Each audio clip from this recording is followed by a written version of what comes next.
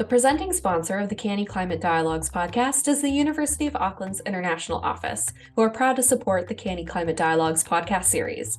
As you can imagine, New Zealand is a unique place to think about climate through the lens of their Indigenous cultures.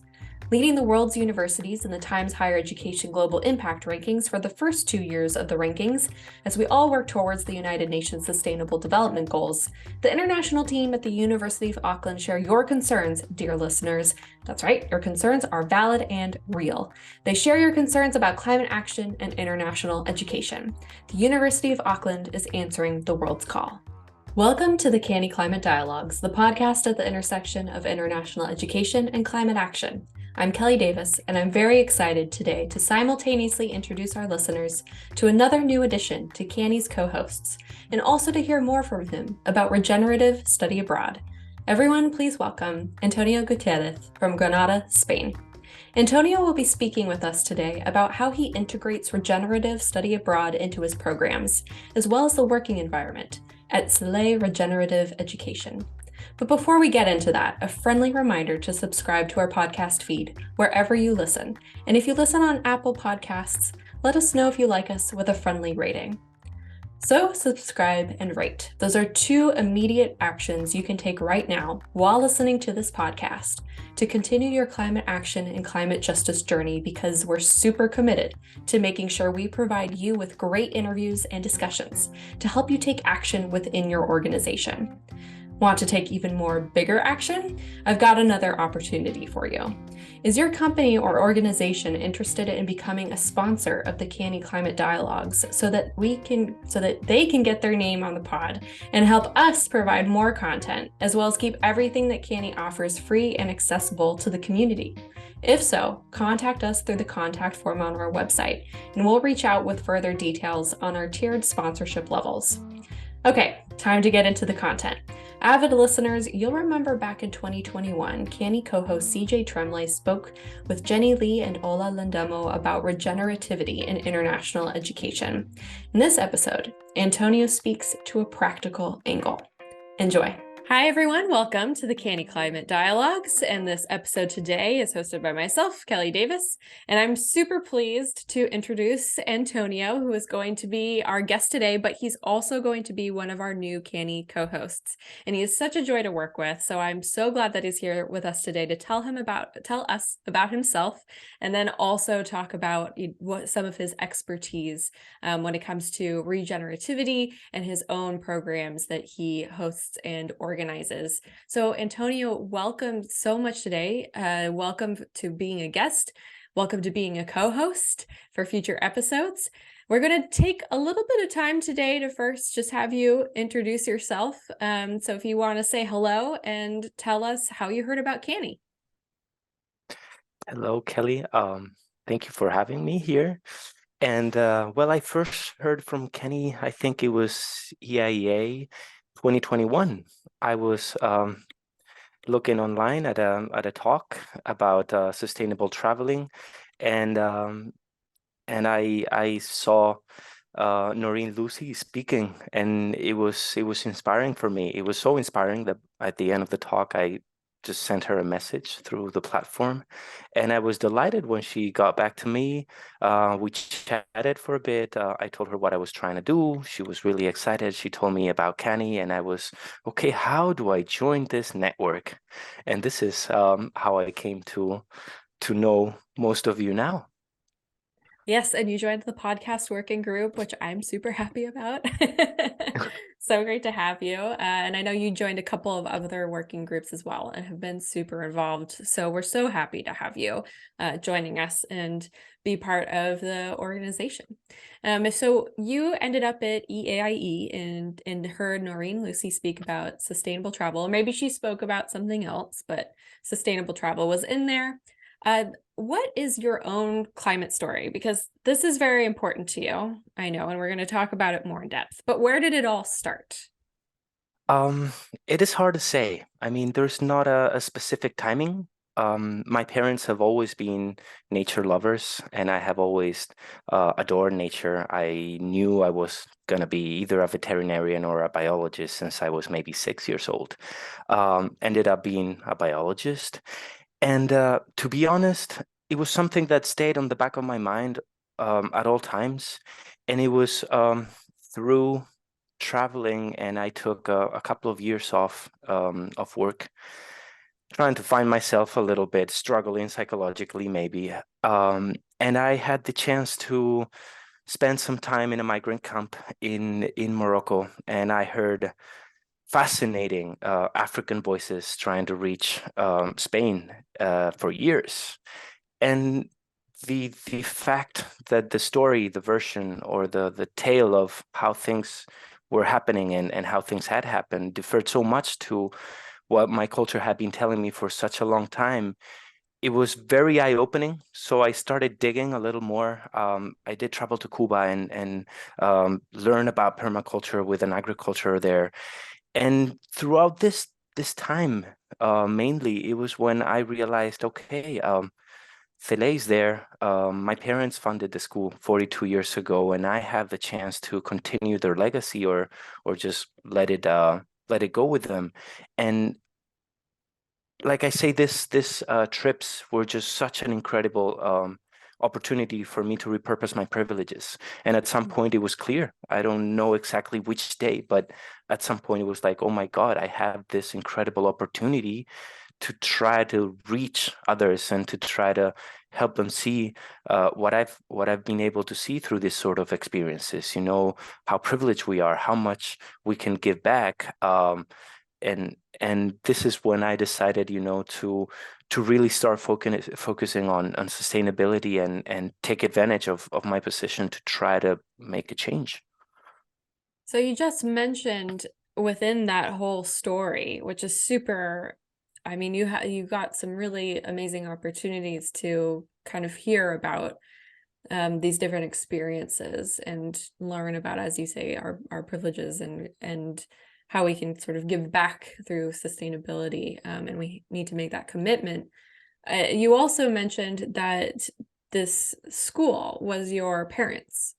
Can you tell us a little bit more about that? Because that's now the school through which you run these programs.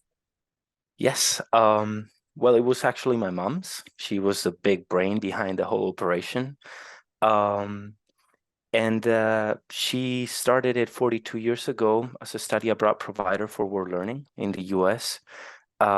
She has run many and very varied and beautiful programs because world learning has always been keen on sustainability issues and social justice and things like this.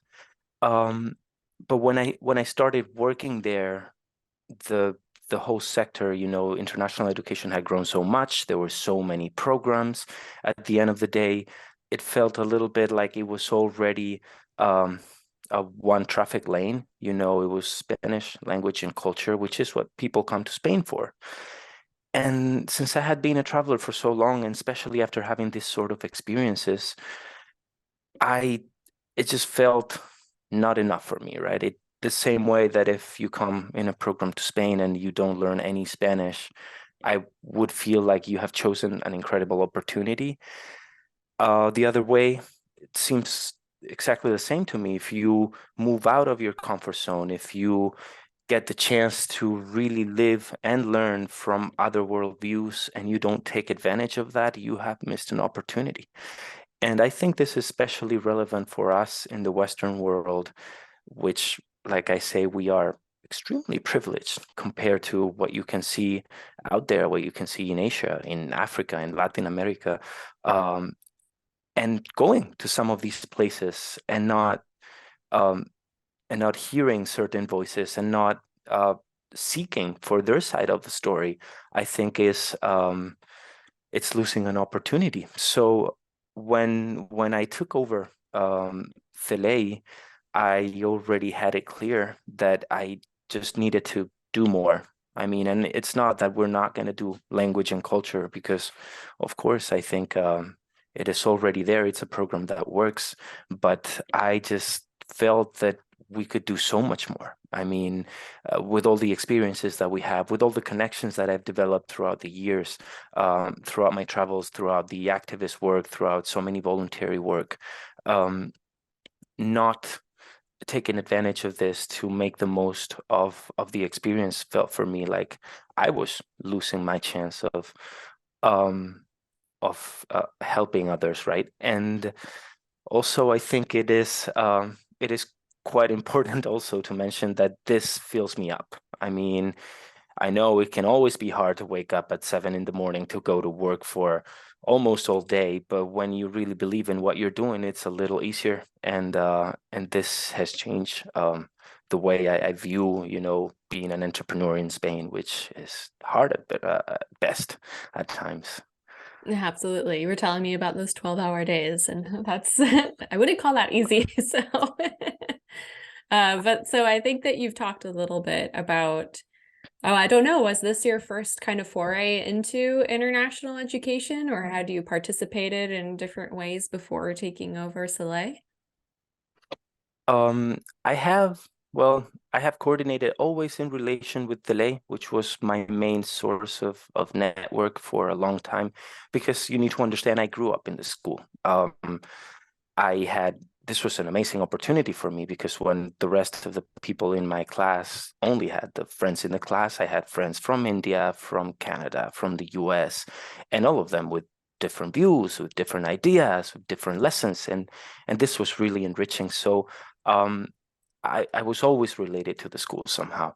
Um, and yes, we've done different things. Maybe in few programs, I have done some work abroad with our partners. Um, but mainly my experiences international have been as a backpacker and as a volunteer and as an activist, just finding out something that was of utmost interest for me and that I really wanted to know more about. And and just going there, living it and experiencing it. Mhm. And I think that I have a final question that is part of how we introduce our co-hosts. However, I think that that's going to be covered in the entirety of the rest of the episode. So that question is, what are you doing now? But I'm actually going to jump into the conversation that's at the core of what we're talking about today. And I think for people who don't know, and admittedly, I'm one of these people who's very new to the idea of regenerativity, and I'm learning. But what for those of us who don't know, what are regenerative cultures and how would you define it? Okay, so regenerative cultures is a concept that Daniel Wall came up with or coined in 2016. He poses that beyond models for sustainability, which are trying to get us close to net zero, although this is taking too much time. But if we were able to revert the situation and arrive to net zero, we would have to start thinking about how do we give back all that we have already destroyed. So he proposes two models beyond this, and this is a restorative model that uses the techniques that we have and the human focus to try to restore nature. And then he says that we should at one point arrive to regenerative models. And regenerative models are those in which humans adapt to nature's rules, to nature's timings, to nature's ways, and we work collaboratively and creatively with nature. For us, regenerative culture is a life goal. And it's at the base of our organization, and it's in the first two sentences that we always talk about. But we are we are absolutely certain that this is not something that we achieve. I mean, it is almost impossible to be completely sustainable in today's world. So trying to get there, it's just not possible in a lifetime. However, it is an ideal that we think it's worth putting our time, putting our effort, and dedicating our life's work to. So it's something that keeps us also a little humble. Hmm. And so with that in mind, that this is something that we're constantly essentially trying to achieve to the extent that we can, study abroad, which is often one, I would say maybe not in terms of how meaningful it is, but in terms of time is a small, short part of a person's life most of the time. But it's always been an incredible resource to open people's eyes and minds. However, it's also something that we can always improve and that we need to update. So in your view, what do we need to change about study abroad, perhaps when in the context also of thinking about regenerative cultures? Okay, so in my experience, and I am going to talk especially about short-term programs, which is for good or for bad, the direction that we are now following. I think it would be interesting to move a little bit farther from a pure academic approach. When I say this, I mean that first thing we're always going to get asked is, what about credits and what's the curriculum? And this is well and good. We try to get a mixture between experiential and academic work in our programs. But I do think that these are very short experiences, but at the same time, incredibly powerful opportunities. Because as we were discussing before, you are outside of your comfort zone. Everything is strange to you at the moment, and you're seeing with your own eyes that people that work with completely different rules than yours, with different perspectives, that understand life differently, can also manage, and they are also developing themselves. They are growing. They are happy. They are loving and working, and so it is a great time to review what we know. This is why I think that this study abroad should move more into high impact learning, experiences that allow students to experience or to live very shocking experiences, very moving experiences, things that would help transform their views or expand their perspectives. And then I think there is one key point that we always touch with our groups. We call tourist versus travelers. What does this mean? I think that especially these short experiences, they are, like you say, they start and they're gone before you even know it. It is a great time to be uncomfortable. I think it's a great time to review what difference is between the person who goes from a hotel to a good restaurant, to a bus, to a museum, to a hotel, compared to the person who gives himself or herself time, who speaks to people, who values and looks at how people are behaving here, because this is how I should be behaving here. Wherever I go, I should try to accommodate also, and I should try to learn from this culture, because maybe they have something that can also enrich me as a person in my own ways, in my own culture. So I think it would be important to move a little bit away from hotels and to move a little bit away from restaurants and go more to markets and stay in backpacker hostels or stay with families. Cuba has the casas particulares version of accommodation, which I think it's absolutely incredible. Um, and I think it is important to see this tourist versus travelers approach also as an opportunity to review, because we all believe that we know so much, and that and we have been sold the idea that West is the progress, is the freedom, is, and it is true in a lot of senses, but there is also a lot of internal incongruences in this. There is a lot of hypocrisy and there is a lot of lies in what we know and what we assume to be true. So I think going with a humble perspective and understanding that you are here to learn from them and not to teach them your ways, I think this is something that we should really be focusing on. Yeah. I have to ask this follow-up question. What are I think you said casa particulares? I might have just said that with a French accent, in Cuba. I actually haven't heard of this concept before. Oh, this, for me, it's absolutely incredible. One of the best things Cubans have come up with when it comes to tourism. So, instead of having a hotel with 40 beds, 40 rooms or 80 rooms or hundreds of rooms, you have one or two rooms in a casa particular in a family's house. So you stay, they have all the, all the comfort assurances. They all have their AC. If it's too hot, they all have their bathroom, they all have their keys, and you can lock and the windows. But you are living with a family. The best way is to go there and then eat with the family, and you will have true local cuisine because it's being prepared right next to you, and you will actually have the opportunity to interact with the Cuban people.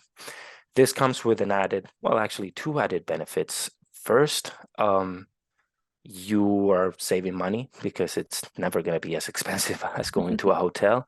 And second, and very important, again, when we come to the traveler versus tourist idea, you are leaving the money in a family. You're not putting your money in the pockets of you, I don't know who, not living here, not running this business, but a family that's running their own business, and you are helping them out economically, which in Cuba, of course, at the moment, it's something that the people really need. Sure. So it's much more localized and kind of a direct contact. Yeah, you yeah, learn a lot more. Oh, I'm sure. I think so. It's always important sometimes it's not always feasible if you don't know someone where you're going, but I always opt for, when I say feasible, maybe it's just difficult to get, I don't know, find contacts or such. But it's always so much better to know, where to eat, or as you say, if someone makes what they usually have, it doesn't get more authentic and real. So yeah, exactly. It's the most authentic experience you can have. And again, I mean, I understand it's scary if you don't know it, but we'll probably touch on this a little bit farther into the podcast. But it's worth taking the risk. I mean, if we do need to review where we're going, these are the sort of things that are right there at our hand, and they're actually making it more affordable for us. yeah. And so what are some of the areas that you think need to be prioritized when we're thinking about refining our study abroad opportunities? It seems that in some cases, not all, and perhaps one is even, as you said, trying to go more towards staying in hostels if it's a short stay. Usually for longer stays, you might have a different type of accommodation. But what are some of the other Most areas? families work. Yes, absolutely. Oh, for sure. What are some other kind of areas of priority? So I think we've touched a few of them already. I think looking outside of the veranda is absolutely necessary. I mean, looking inside and understanding our own cultural awareness, how we understand that we are it doesn't sound right, but I'm sorry, I've seen this so much, we know more. We know best. This whole colonial type of thinking, and I think study abroad is such a great opportunity to advance decolonizing speech and decolonizing education, because trust me, the opportunities to learn, they are there. I mean, I am absolutely sure that Cubans can show us so much about community building, and they can show us so much about taking advantage of your life and psychological well-being and mental health. Like, these are things where we are struggling. And it is in our own DNA and or maybe more than our DNA or cultural DNA to believe that we know best. But truth is, we can become better and more fulfilled human beings if we take cultural aspects from here and there, and they will be different for each one, because maybe my work was on my psychological front, and someone else's is going to be on how do I make real relationships, deep relationships, and someone else needs to be a little more reflective. And you go to Morocco, for example, and you see that people are very, very reflexive, and that they are deep in their thought process, and that they take the time, to evaluate, and they don't run and they don't rush themselves into. So that there's so many lessons out there when we get out of our comfort zone to be learned, that I think this just being aware that we're going to try to get out of this veranda, where we're going to try to learn those lessons and not only see them as an spectator in a movie, try to improve our own lives at the end. This is part of the idea, right? We want to improve our own lives through what we can learn out of our normal community or culture. Okay, what else? I think media literacy is something that is very interesting, especially when you travel outside of the developed West. And I feel this a lot again when I travel to Cuba or I travel to Morocco, in Africa in general. It is good to take the time for things that you know how they are and you know who's the bad guy and how did it work and how just hear them out, ask them and see how they perceive this same story, because you might be surprised. And if you let them speak and let them argue why they think this, you might be surprised in how much there is that we have no idea, because it's not interesting to put this or it is not in the mass media interest to put this in the news. We do a beautiful program in migration. And if you see how our news in Spain shows the migrants and the narrative there is behind the scenes they put and the big headlines, it is so different than when you hear the migrants saying, no, of course we need to group, otherwise we'll be death out of cold just waiting in the middle of the night and freezing. So there is a lot to learn there from how we are being told our own story. I think we should be taking advantage also of these opportunities to try to think what are the global challenges that we are facing. It is very plain when you see when you go to Morocco that social justice needs to come in hand if we are thinking about climate change and fighting against climate change. It needs to come hand in hand. So I think it's also a great opportunity to seek the places and seek the right people to go and learn a little bit about something that should come way up in our priority list, and that because we lead the lives we live and we're always running and we have so many things to do, overwhelmed, we just never get the time to really reprioritize.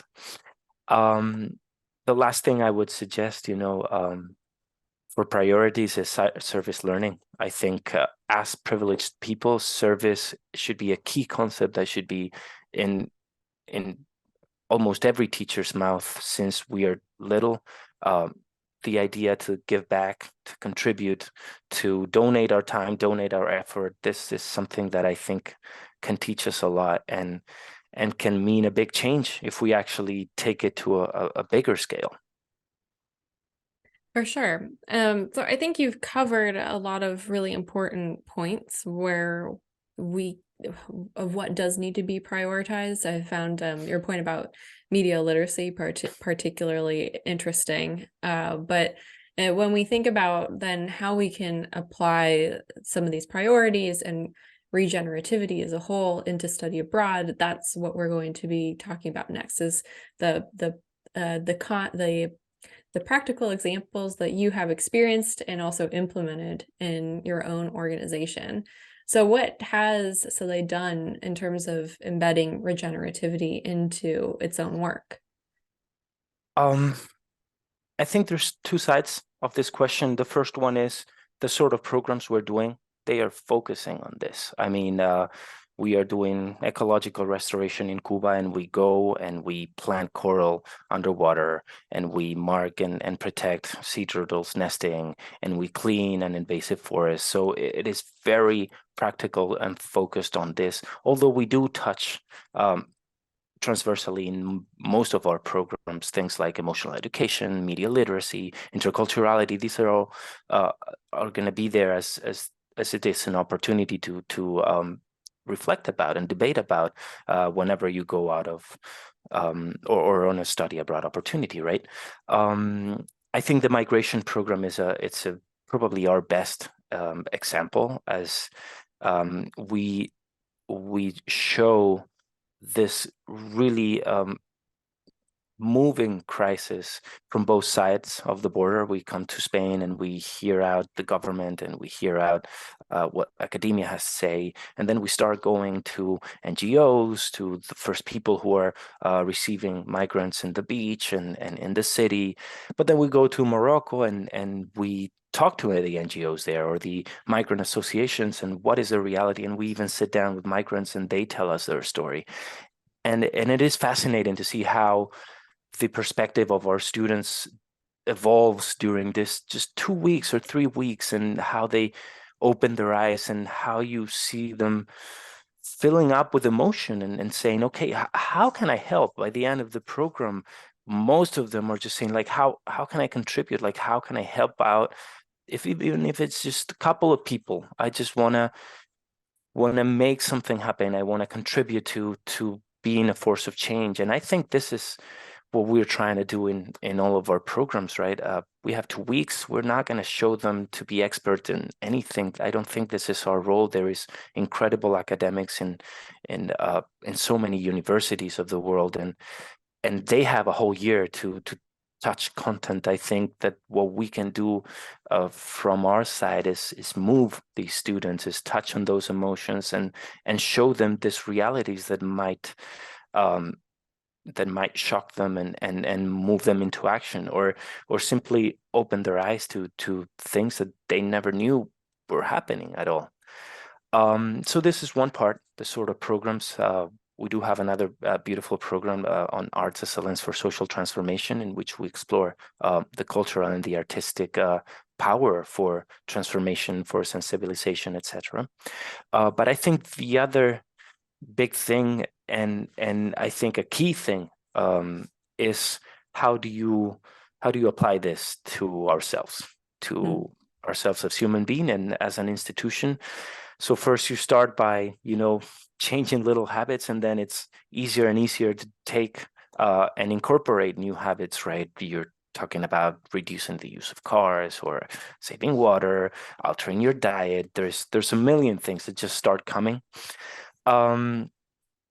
We do think that the one irreplaceable thing that we all have is time. So putting our time in volunteer works. We are in a reforestation project here next to Granada. We help out in different associations. So the time we give as volunteers is very powerful and informative or enriching. And then there is what I think would be probably our biggest hit when people really get to know us, which is the culture that we are developing in the school. Because when we talk about regenerative cultures, we all know that some of the things are easily seen out there, right? We will not destroy nature, and we will not be a part of the inequalities that are happening economically wise in the world. But the truth is that this comes at a cost. We're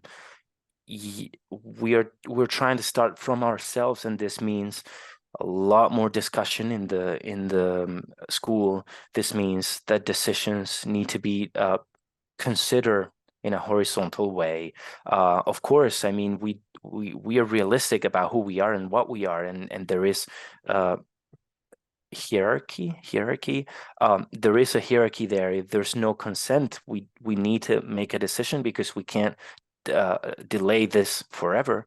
But there are responsibles in each area, and even if I am head of the school, I will trust the person in charge of this, and this will mean that they will be more responsible about their work and what depends on them, right?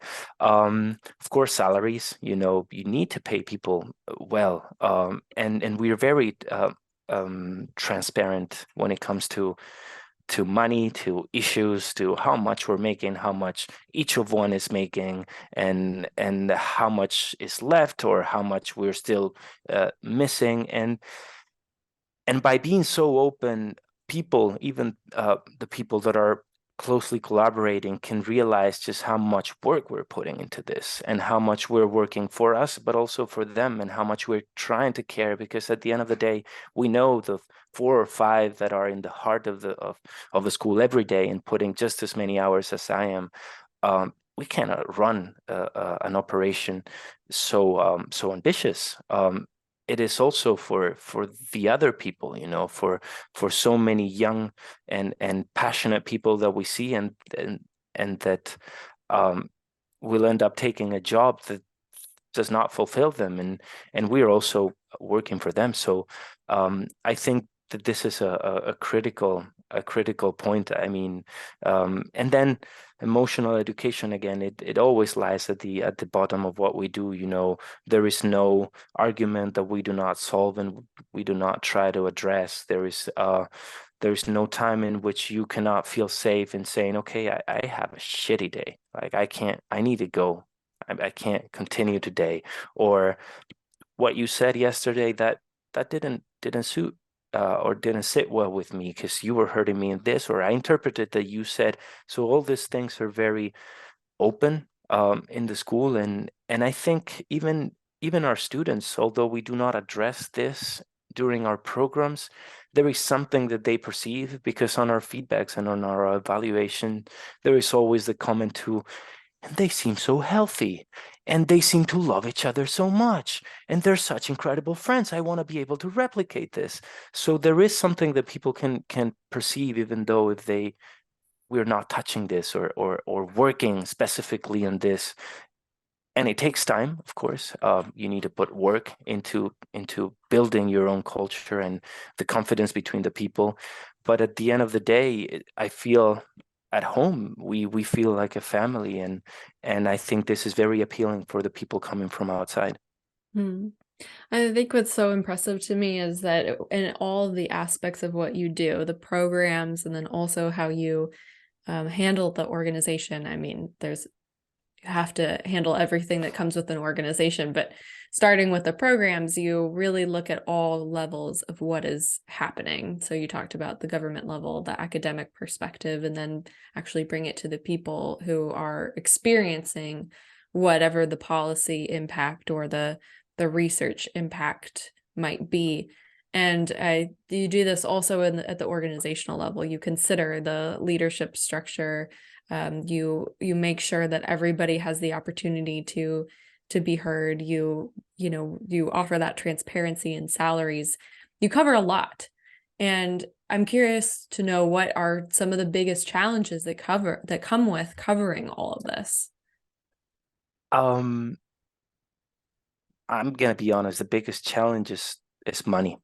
Mm. Um, when you want to pay people, when you value people, first of all, and then when you want to pay them what they're worth, um, it is expensive. My chief operation, I don't know how many times he's told me, Antonio, I trust you, but you chose an expensive culture, man. Um, I mean, it is hard for us, especially at the moment. We are like you said, we try to be very conscious on how we perceive things, and try to be very we try to think it through, right? And we are ideals, of course. We are people, we're passionate people about what we do, but we're not radical in the sense that we know the world we live in, and we know we need to work in the world we're living with the rules of the world we live in. There's no way I can take my idea and decide, no, this is how it has to be. Sure, it can be like this as long as you follow government rules and the sector rules and the working rules. So being able to develop our work, and work in this sector today, it's hard when you are more expensive than anyone else. When you know how much the the student from the US or the family that sends you the student from the US makes, and how much they pay for their school, and how much the school is getting out of this, or the provider, or the, you know, these things. I've spent almost 2 years in the States during when I was growing up, and I have a lot of friends there, and friends that I am very that I trust, and that are very open with me. So I am very aware of where they're coming from, and I know how much these things cost. So I understand that they should be part of that wealth that we are generating here, and I understand that my job is incredibly important, designing it and coordinating and being the responsible person there. But at the end of the day, the person who's in the street with the kids, he's the one or she's the one who's gonna have the most impact on these kids, and they need to feel safe, and they need to be passionate and be energetic, and they need to feel at home where they are, to be able to translate this to the students, to be able to move these students. So it is an expensive culture. And this is especially hard in a system like Spanish, where there is no help to start things over. I mean, from the first day, running the whole operation might cost you 10 times more of what your income are. But this is not my call. You need to pay every single tax, and you need to pay retention and IVA, and so it is hard to navigate these waters. It is hard to have a conversation with your clients and explain to them, why are you so expensive when I have someone that's offering this same thing to me for 300 or 400 less euros? And at the end of the day, you end up losing some clients. You end up putting so many hours of work and compensating what should be an extra salary and an extra person working with us already. It is, we are who we are, and we need to get the work done between the ones we are here already. The good news is that we come across people like CANIE who are in the same direction as we are, that we have such an incredible network of collaborators, because, like I say, people perceive this cultural focus, or intercultural focus, if you will, and people value that. They understand the effort and the sacrifices we're going through, and they give us their time, they give us their work, and there's so many people that's put so many hours of volunteer work, and that they've given us their expertise, and absolutely free of charge, and knowing that as soon as this turns into a program, you're gonna be the first one we call. And not only that, we are gonna pay you and value for the whole work that you're doing here. But it is beautiful to see how some people react to these things that they are not very used to. So yeah, this would be definitely the biggest thing. There is one more thing that I think is going to be a big challenge. Not yet, because one of my friends used to say, Antonio, it's very hard, it's very easy to be an idealist, and to be we call it izquierdas, lefty, when you have nothing. But when you have something, it's when it's really hard, when it's you the one paying the taxes, and when you're paying social security. And so I think one of our biggest challenges will be coherence as we grow, as it is not just the 5 people that just became a family, just building this and going all the way through, being able to translate all that we have learned in this beautiful voyage to the people who come afterwards, and being able to take care of them in a way that they will be inspired to take care of whoever they are responsible for. This is where I think we would have to stay coherent, and then still, or going back to generating wealth, we need to be able to reinvest in other people and give opportunities to others that want to do something similar to what we can, but they do not have the place to start, or the funds to maintain themselves for the time that it takes to get the project running. And when you were speaking to these challenges, one of the things you mentioned was that part of the reason why you wanted to really give to these people, it's not just because they're people, we care about them, of course, they're taking care of the students. And so then again, the students, it's not just, of course, we care about them, but there's another reason why your work in building these programs is so important. And that's that the students are also living in this system, and that educational piece has a role to play in as we move forward, whether or not we can make those fundamental changes. So how can we use, from based on your experience or maybe your future aspirations as well, how can we use regenerativity in study abroad to motivate students to become agents of change and maybe make these continue? I mean, we are already constantly trying to make changes in the system. I think as human beings, we are always doing that. How do we continue to build up students to be able to do that through using regenerative learning and programming? Well, that's a complex question. It's a bit A big, isn't quote that it? I really like from Confucius, and it's maybe 2,500 years old. I'm not quite sure, but he said that when you have a problem and you try everything and nothing seems to work, then you need to reconceptualize names. And this is, like I say, over 2,000 years ago. I think that it is important um, that we review some of the truths that we know. I know this is hard. I know it's not easy. I have been the first one to reject. I remember my friend coming back from Syria and from Greece, from the refugee camps and when the Syrian conflict. And he had just woken up to all the lies in the news and all the lies in the tales, and he was like, damn, we're living and it's, you have no idea. And the first thing I did was defend myself. What are you talking about? What are you saying? I'm stupid? So I do understand that this is a really natural thing, but I do think we need to learn, and this is why, again, emotional education is so important, because we need to learn to be humble.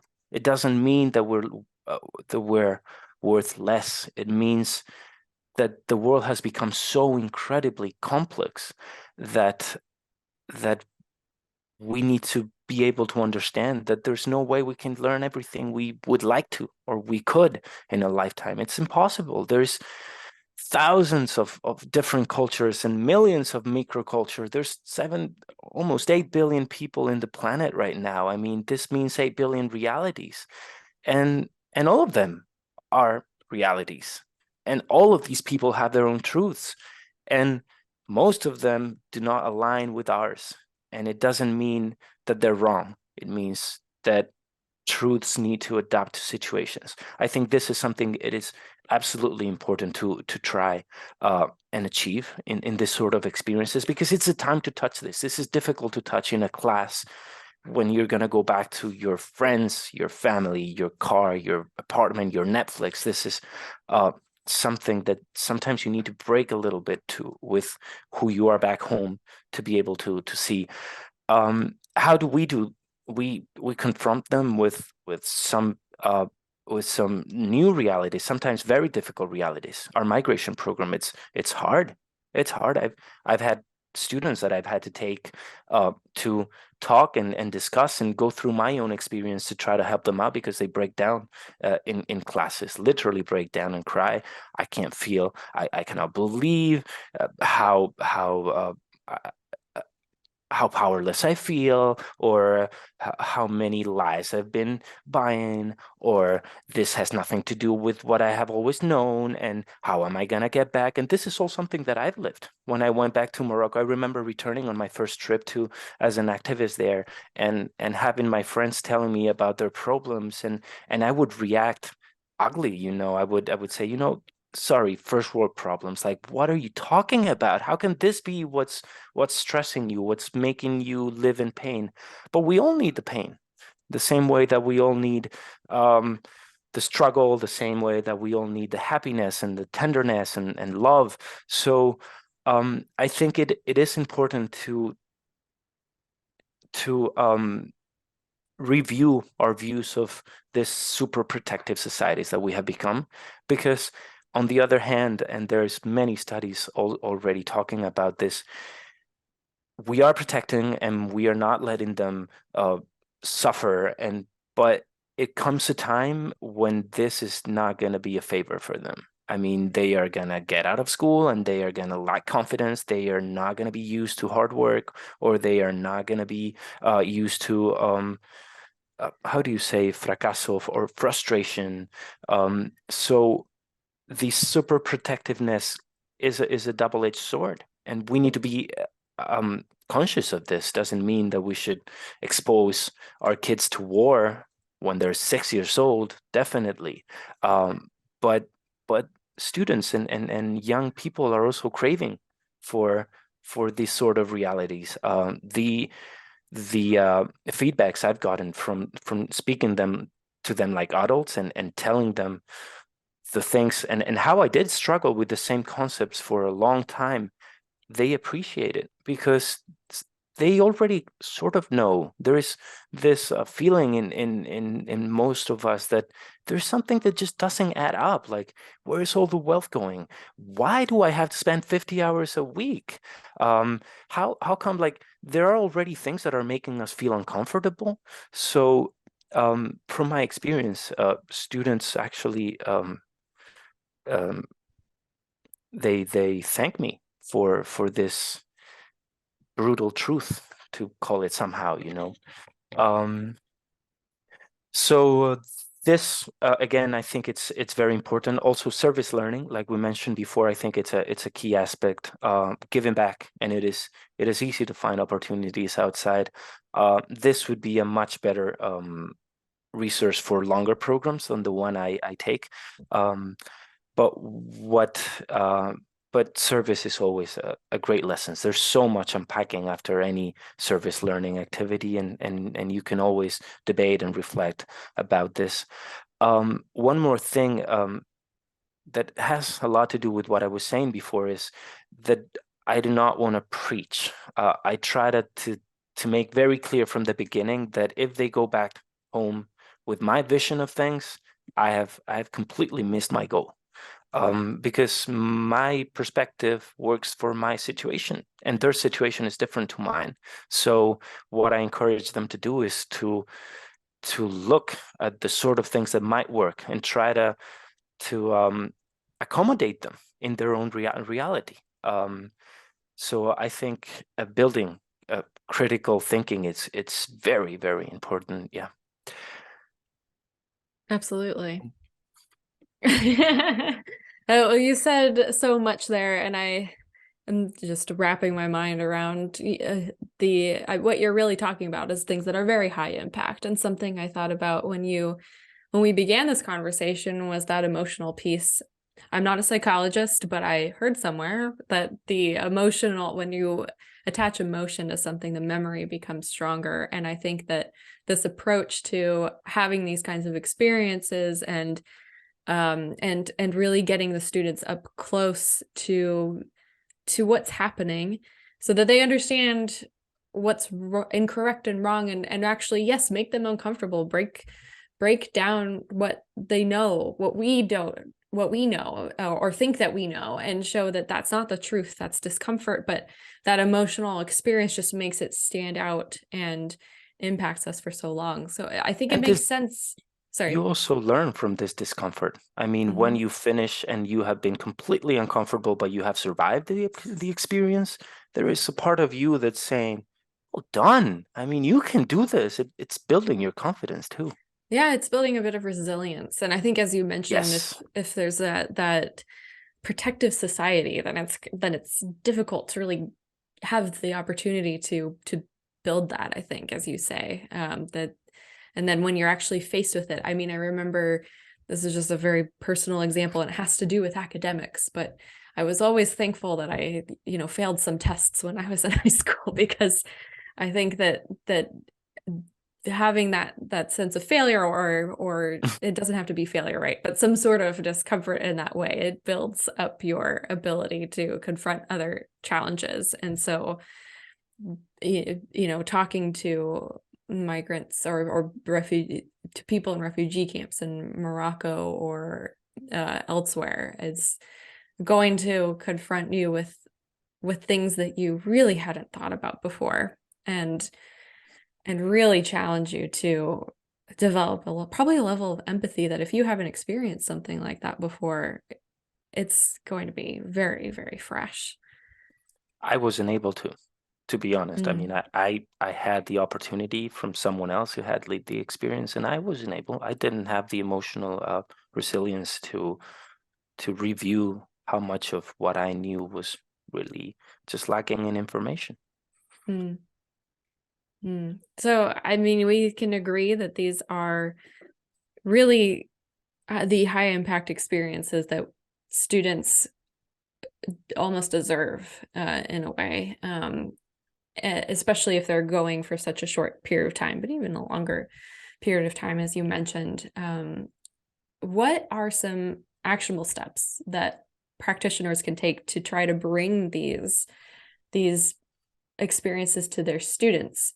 Is there any advice that you would give when it comes to learning about regenerativity or integrating it into programming? Um, well, I mean, this is, you know, I wouldn't want to step on any toes, right? Because I know there are incredible practitioners out there doing incredible things. From my experience, I think what I would do, I definitely understand that meaningful partnerships will bring sustainable change. I mean, if you want to make a difference, if you want to make a unique experience or something really powerful, you need to have the right people. Because at the end of the day, they are the ones, like we've been discussing before, they're the ones that are going to make it possible. Um, so starting by finding the right partners, people like us, people that are everywhere and that uh, that already have the direction, that already want to work in this field, and that may have the connections, may have the experience. It'll take longer, probably, because it's a new approach. Maybe you do not have the network yet, but I think it'll be worth. Um, I think well, something that's worked very well for us, and I don't know if this is something that could be extrapolated to other programs or other institutions. Looking at sustainability and like you say, regenerative cultures, regenerativity in a broader sense, right? It is not important for me that they know 100 facts when they leave here from the Spanish artistic scene. It's more important that they know a few facts about how the artistic scene has contributed to all the major social changes in the country. But it is also important for me that you understand at least the incredible value that emotional education could have in us, the incredible value that developing a strong community can bring to your life, the incredible value that it is to be able to understand what we're doing to nature, and that nature is that what's holding us here. The that you understand that there won't be any change as long as this incredibly uneven wealth. There's so much wealth disparity, right? There's so much social injustice. For me, knowing a little bit about all of this is more valuable in a program this short than just focusing extremely onto something and becoming really knowledgeable about this one thing. Because at the end of the day, what I have learned is that as individuals, we have little to no power. It is through alliances, and it is through community, and it is through grouping and becoming one big movement that we can actually generate pressure and we can actually generate change. So we do need to understand where the others are coming from. I mean, for me, as a biologist, nature is my main passion, but I understand that that social justice is just as important, and that learning to live inside our own heads is just as important, cultivating resilience, cultivating empathy or compassion, that having the artist behind some of your movement, that this can get way farther than you could get yourself, you know. So we're talking about feminist struggle, and we're talking about migration, and we're talking, so all of them, if we learn to understand, and to understand that we are part of one movement, then we can make a lot of noise. So this broad look on sustainability, I think, can be really powerful. And then I think that again, we should go back to priorities. I think that as long as we have to prioritize a good hotel or a private bus, then bringing this impactful experiences is not easy. I think that maybe losing on a bit of academic content in order to bring 3 new experiential learning activities, or bring in an artist or a migrant, or just go and see how they are working on this on this field or forest or whatever. I think that this can, if we change the priorities, and if we put the focus on this first, and then of course build a strong program with a strong logistic and a very carefully plan logistic support, safety and health support, and all this should come there too. It doesn't mean we need to stop looking at this, but prioritize the impact, prioritize the transformative component of your program, and then I think the answer and the possibilities of actually generating agents of change will increase exponentially. Antonio, that was some great tips to end on. And I want to thank you so much for this episode today, for coming on as our new CANIE co-host, being introduced, and also telling us so much about the work that you do and regenerative cultures as well, and how you've built that in your own organization, and what you see as being important for the future of study abroad to contribute to that life goal. So thank you so much. It's been a pleasure. Thank you, Kelly, for having me here. Thanks for listening to today's episode of the CANIE Climate Dialogues. 2 quick, easy climate actions you can take today are to subscribe to and rate our podcast wherever you listen to podcasts. Feel free to leave a comment and let us know what you think. We'd also like to remind our listeners that CANIE is a volunteer-run and led organization.